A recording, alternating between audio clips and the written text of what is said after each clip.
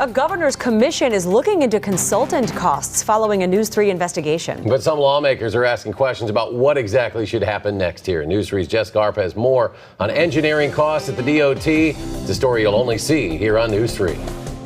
Well, the governor says he doesn't believe the issue of consultant costs will be addressed in this budget cycle, but rather in a commission tasked with clearing up government waste, although some lawmakers are skeptical of that effort.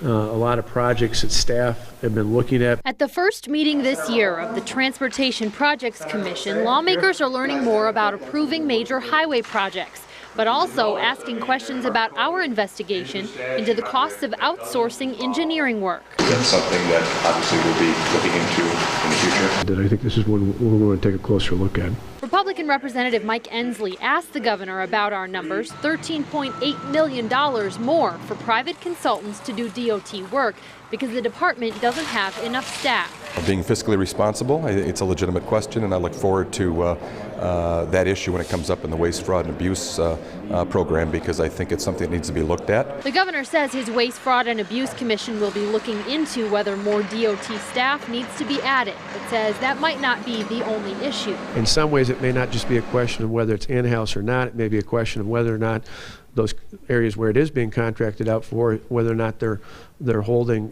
contractors accountable in terms of producing savings there as well. But Representative Kelda Royce, who co-authored a bill last session to provide truth in contracting that didn't pass, says she's concerned about whether the governor and Republican leadership are taking the issue seriously and will address it quickly enough. They've been very hostile to pretty much anything having to do with public employees.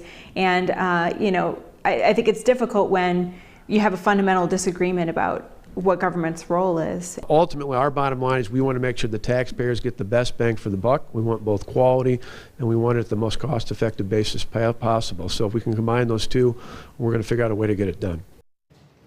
Today, Senator Julie Lassa, the co-author of the Truth in Contracting bill, suggested the measure be wrapped into the state budget. In a statement to News 3, Finance Committee co-chair Robin Voss says while he's looking for ways to save taxpayer money, it's, quote, a little late to make such a revision in the budget, but that it's an idea to be looked at a later date. All right, News 3's Jess Garp with that follow-up today. Jess, thank you very much.